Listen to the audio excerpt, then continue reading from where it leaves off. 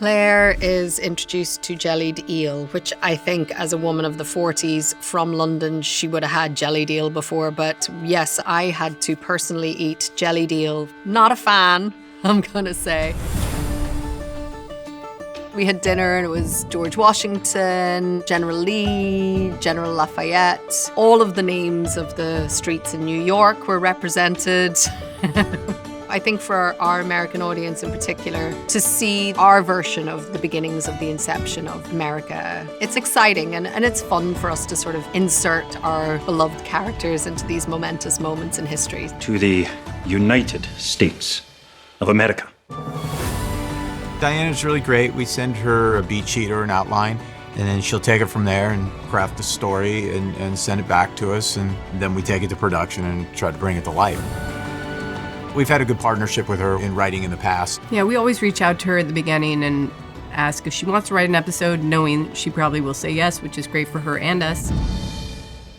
Ian still has a duty that he has to do, and that duty may take him into some dangerous situations. So as much as he has promised Rachel that he will seek the peaceful way, that isn't always going to be the case if he wants to return home to her. And that dove painting scene kind of symbolizes that yes, he may have to do things at times that she would not want to do herself. This is you, my dove. But the dove that he carries on his heart will always be there, which is very sweet. I do love when the Lara Croft side of Brie comes out, because she was so tailored for this world and Frank really prepared her for it. He taught her all these things. Being able to show all these different sides of Brianna has been great, because we've seen a lot of vulnerable sides of her, but it's very nice to show the Jamie Fraser reflection of her. I kind of want to tell Sophie she needs to, after Outlander, do some sort of action-adventure Lara Croft movie, because I think she kicks ass in this episode. Get back in the van! The big kind of shootout at the end, I come in right at the kind of tail end of it. Just go! And then I think I was in my trailer for 11 hours, so I'd eaten like 4 pancake servings from Kraft. So I was ready to go, but I broke the window on the Land Rover as I kind of skidded up to stop Brianna, but you know, she got away. Do you want to have to tell your wife that your sons have died in a war that could have been stopped? David Berry's just terrific as Lord John Grey. This season we do see a lot more of his intelligence. I love being in scenes with him because I'm like, who is this guy? What the hell are you doing here? You wouldn't believe me if I told you.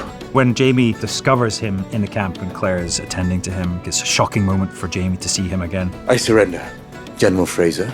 They still have a friendship for many years, and I think it's going to take a long time for them to become friends again. Lord John has this way of dealing with tough situations with a sense of very dark humor. If what I'm seeing with my good eye is real, you needn't bother with the state of this one. He just has this real sense of wry cynicism to what he says and does. Now, does this hurt? I'll take that as a yes. Katrina Balfe has been studying very diligently for the last 7-8 years as a surgeon, so there was no panic going through my mind. I knew that I was in very safe hands as she put honey on her hands to manipulate my eyeball. We were going to shoot the whole thing and show all of it, but David wasn't willing to play ball, so I don't know. That doesn't say a lot for his trust in me, to be honest. One of my favourite moments this season is where Jamie entrusts Lord John Grey to go and find their son.